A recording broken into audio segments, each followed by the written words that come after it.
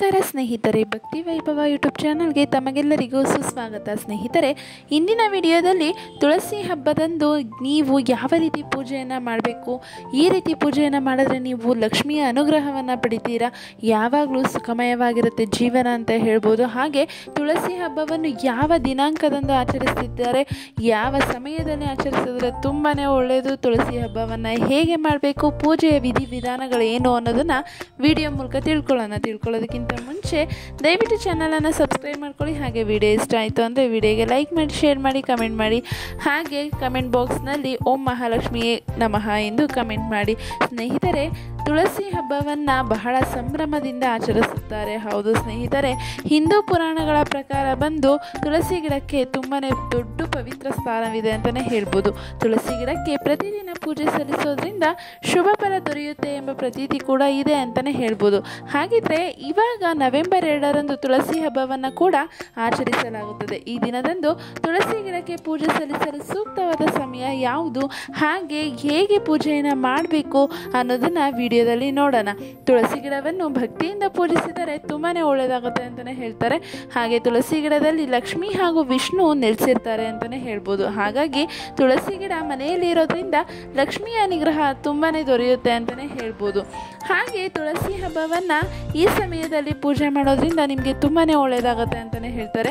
ತುಳಸಿ ಹಬ್ಬದ ದಿನ ಬೆಳಗಿನ ಜಾವ 5 ಗಂಟೆಯಿಂದ 5:48 ನಡುವೆ ಪೂಜೆಯನ್ನು ಸಲ್ಲಿಸಿದ್ರೆ ತುಂಬಾ ಒಳ್ಳೆಯದಾಗುತ್ತೆ. ಇದು ಒಂದು ಪ್ರಸಕ್ತ ಸಮಯವಾಗಿದೆ ಅಂತಲೇ ಹೇಳ್ಬೋದು.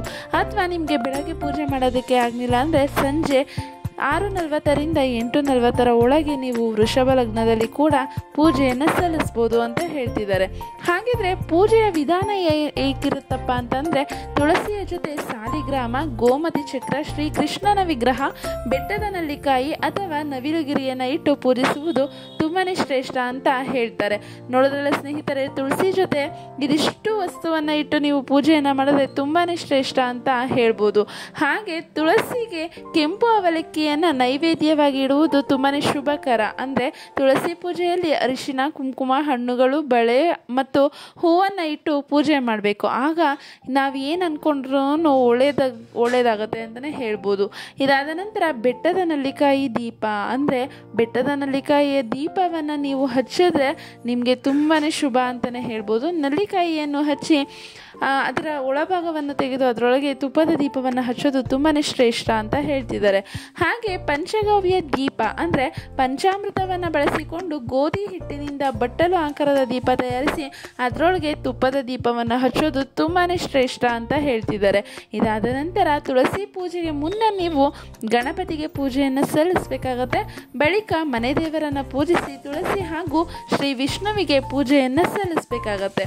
ಮೊದಲನೇದಾಗಿ ನೀವು ಗಣೇಶನಿಗೆ ಪೂಜೆ ಮಾಡಬೇಕು. ಅದಾದ ನಂತರ ಮನೆ ದೇವರಿಗೆ ಪೂಜೆಯನ್ನು ಮಾಡಿ ಆಮೇಲೆ ತುಳಸಿ ಮತ್ತು ಶ್ರೀ ವಿಷ್ಣುವಿಗೆ ಪೂಜೆಯನ್ನು ಮಾಡಿದ್ರೆ ನಿಮಗೆ ಒಳಿತಾಗುತ್ತೆ ಅಂತಲೇ ಹೇಳ್ಬೋದು.